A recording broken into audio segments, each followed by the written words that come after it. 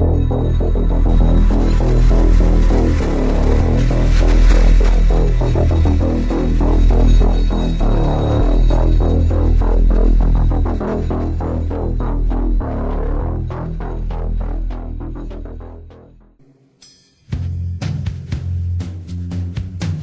name is Nassim Sabs. Let me ask you a question. Has anything ever happened to you that you couldn't explain? That made you feel sort of foolish when you tried to tell somebody about it? Well, if it has, you have plenty of company, as you'll soon see.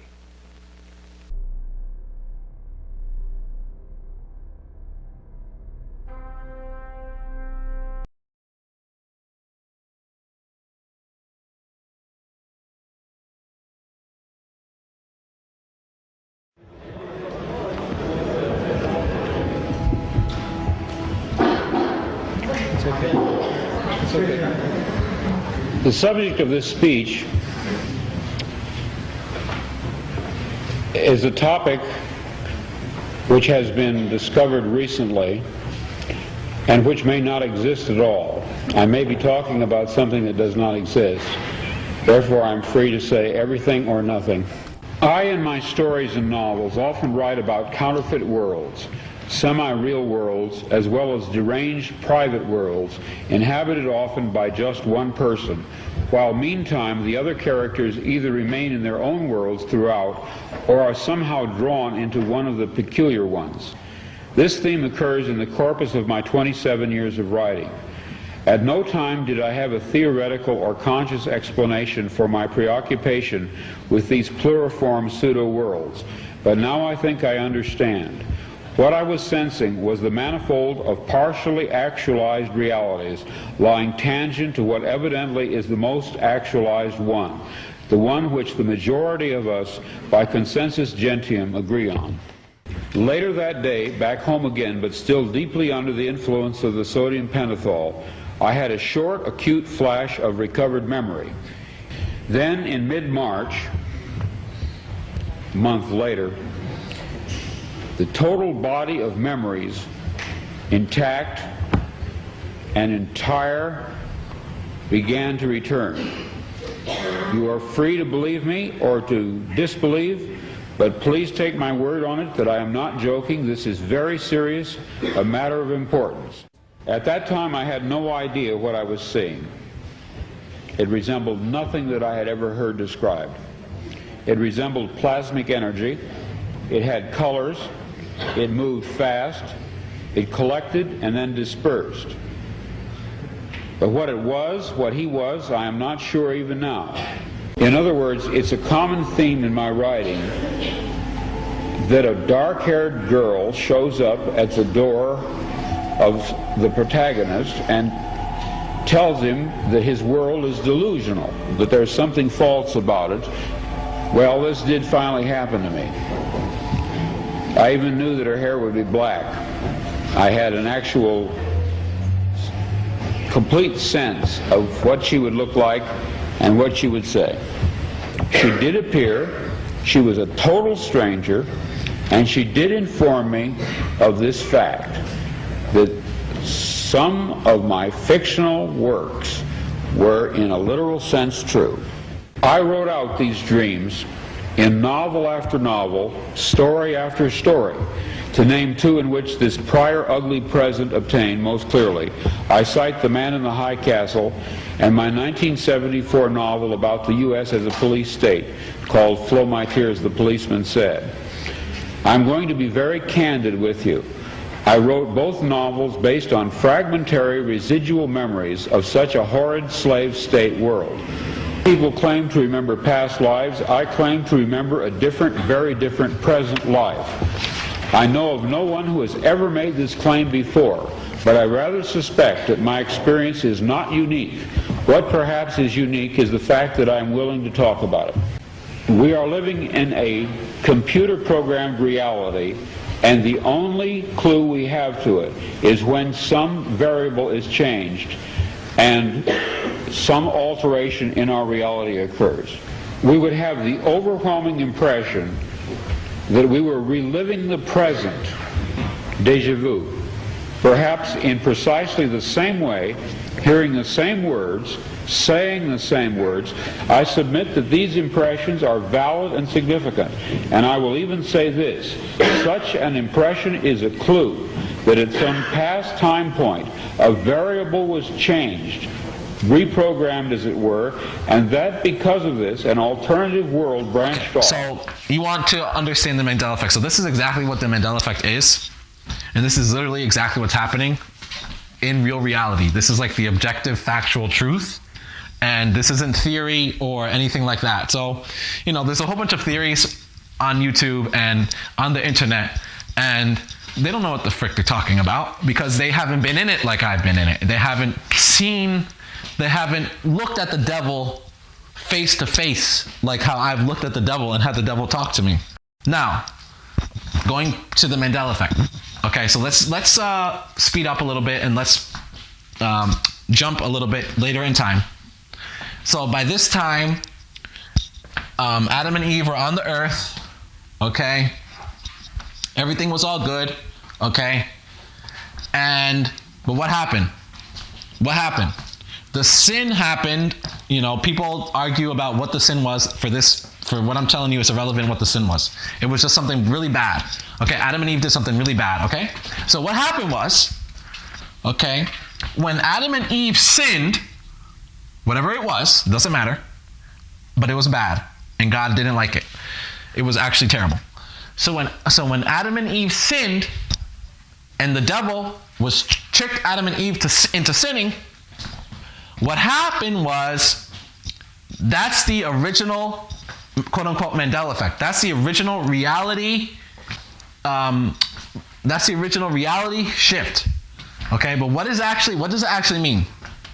When God made heaven and God made earth, okay, meaning the earthly realm, right, and the heavenly realm, right, that was it. It was connected to each other.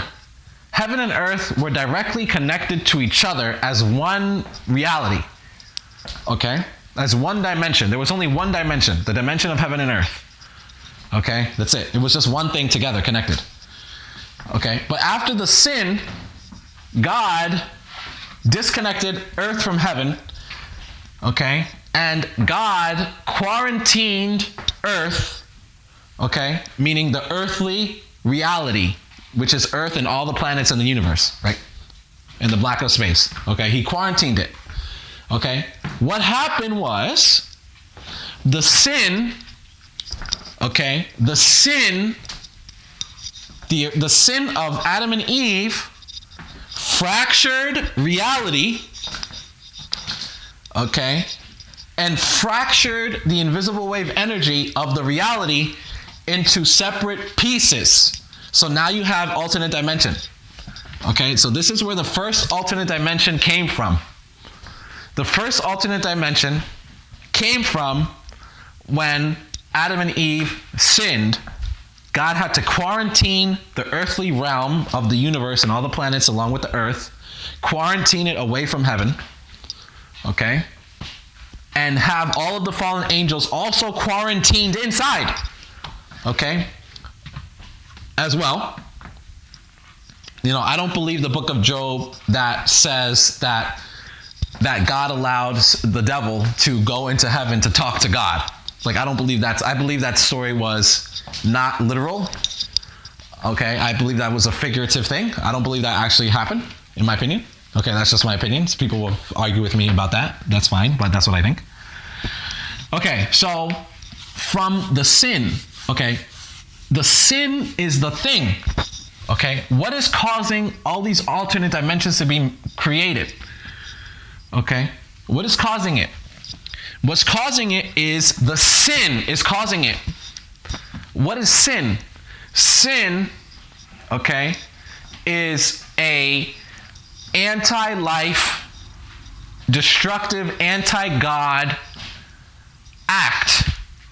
Okay, it goes against God's original vision and will for his creation that he made to be existing. That's what sin is. And what sin does is sin fractures reality. Sin fractures and cuts and rips reality from itself, okay? So the biggest sin of man is obviously the first sin of man. Okay? Now remember, why the reality didn't fracture when the devil sinned was because God didn't give his angelic creation the same thing that he gave mankind. God gave mankind dominion over earth and all the earthly realms and all the planets in the universe. Okay? And so when something that had dominion over it sins, it reverberates out into the entire universe. That's why. Okay, that's why it happened. That's why. So the sin is the one that causes the fracture in the reality, thereby creating a fracture, creating a split in reality, creating an alternate timeline, alternate dimension. Okay? Creating an alternate timeline, creating an alternate dimension. We have the creator of what is the world's first quantum computer in person here from Burnaby, BC. So if you have the opportunity to stand next to one of these machines, it is an awe-inspiring thing, at least for me. It feels like an altar to an alien god. They really are impressive machines.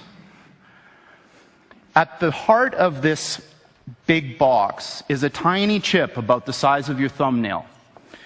And on this chip resides all of the wonder and magic that makes this thing go.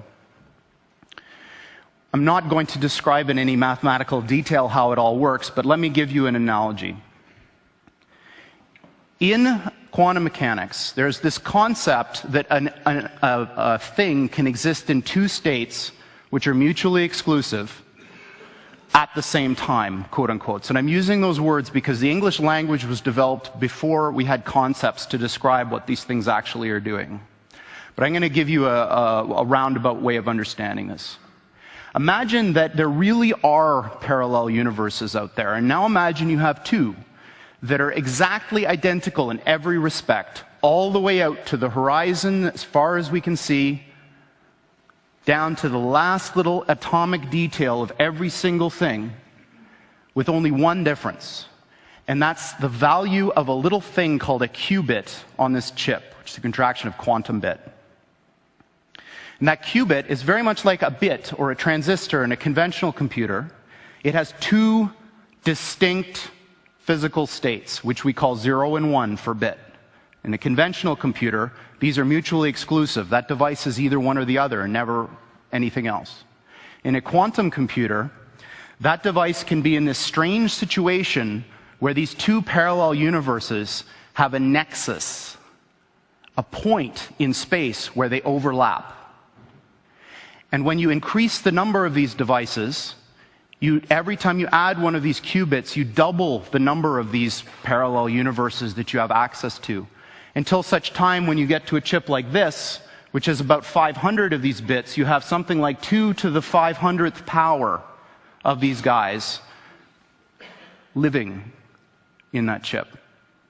So the way I think about it is that the shadows of these parallel worlds overlap with ours. And if we're smart enough, we can dive into them and grab their resources and pull them back into ours to make an effect in our world. Now, this may sound very odd to you and bizarre, and in fact, I am using language that a normal theoretical physicist probably wouldn't use, but this is, what I'm telling you is absolutely correct and in line with the way that these things actually work. So, with that being said, now let's fast forward. Okay, let's fast forward to the 1930s. Okay, now we're fast forwarding now. So as sin has been going on, more and more timelines, as sin has been going on over quote unquote time, right? More and more timelines have been fractured and been created, okay, in a copy dimension. Okay, so none of us are actually from the original timeline. We're not from the original timeline.